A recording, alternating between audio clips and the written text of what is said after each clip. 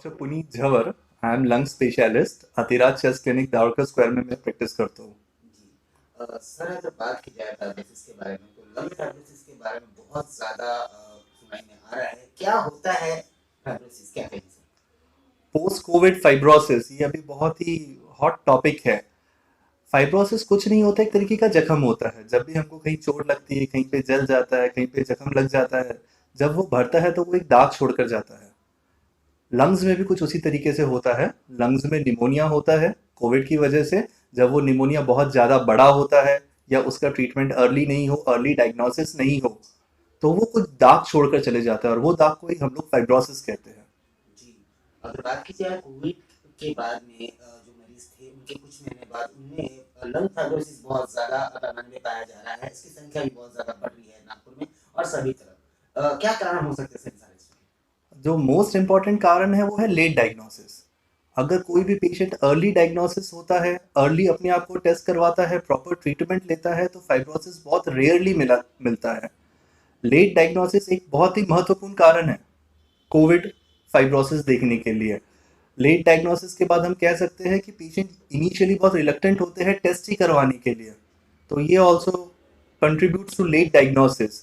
Second, जब pneumonia बहुत ज़्यादा हो लंग्स के अंदर, तो इवन आफ्टर स्टार्टिंग मेडिसिन कुछ ना कुछ दाग पीछे छूट ही जाते हैं।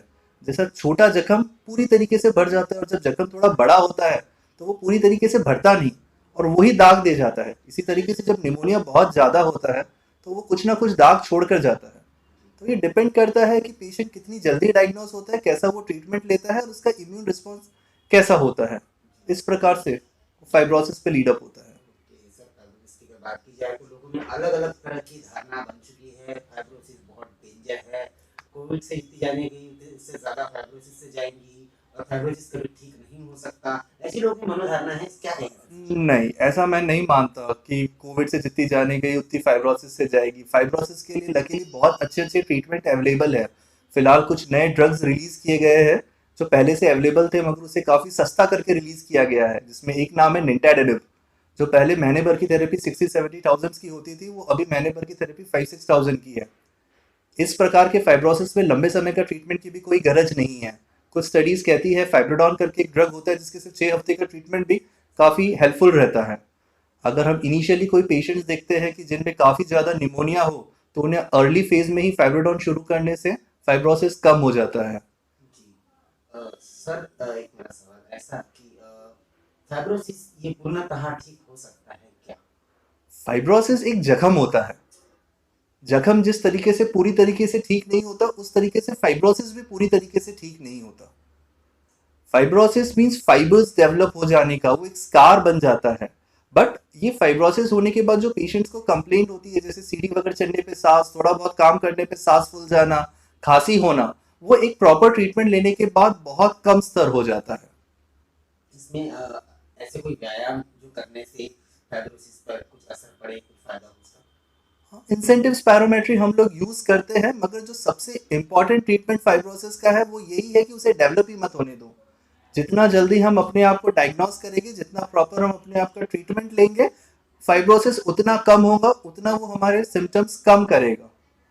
सर कोरोना की वैक्सीन मार्केट में आ चुकी है, शायद आपने भी ली होगी या नहीं ली होगी। वैक्सीन के बारे में क्या कहेंगे सर? किस तरह की है ये वैक्सीन? हमें अपने आप को बहुत लकी समझना चाहिए कि हम भारत देश में वैक्सीन अवेलेबल हो चुकी है। एक नहीं, दो प्रकार की वैक्सीन अवेलेबल हो चुकी है। बहुत अच्छी वैक्सीन है और हमें बिल्कुल लेना चाहिए। इसके 2 डोजेज लग रहे हैं 1 मंथ के इंटरवल में। इनिशियली तो हेल्थ केयर वर्कर्स को ये मेडिसिन मिल रहा है, वैक्सीन मिल रहा है। आने वाले समय में इसे आगे भी प्रोवाइड किया जाएगा।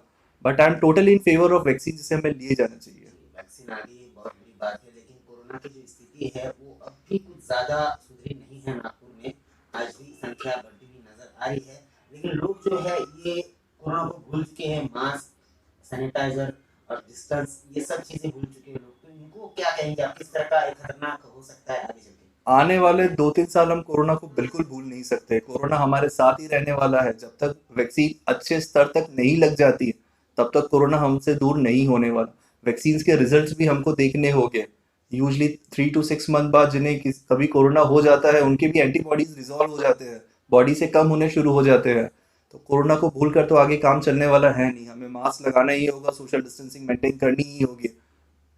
दिस इज जी very important, mask is very important. अभी मैं कह रहा हूँ तो मुझे मास्क नहीं है, मगर बाकी सब लोगों को मास्क लगाना बहुत जरूरी है। जी सर, बात की जाए फाइब्रोसिस वैक्सीन और एसएमएस को लेकर जनता को क्या एक संदेश आप अपनी तरफ से देंगे? मैं तो अभी भी यही संदेश दूंगा कि हमें सोशल डिस्टेंसिंग मेंटेन करना चाहिए, मास्क लगाना चाहिए। हमें कोई भी सिम्टम होता हो उसे अर्लीस्ट डायग्नोसिस की तरफ लेकर जाना चाहिए, कोविड टेस्ट से घबराना नहीं चाहिए। कोविड बीमारी में कई बार सिम्टम्स बहुत कम होते हैं, पेशेंट को एक आध दिन का बुखार आता है और 8वें 10वें दिन वो सीधा निमोनिया हो जाता है। तो हमें उतने दिन तक नहीं रुकना है, एक आध दिन के बुखार में भी हमें कोविड का टेस्ट कराना चाहिए। छोटे से छोटे लक्षण को हमें सीरियसली लेना चाहिए, उसी से वो कोविड की बीमारी बड़े होने से और फाइब्रोसिस होने से रुकेगी।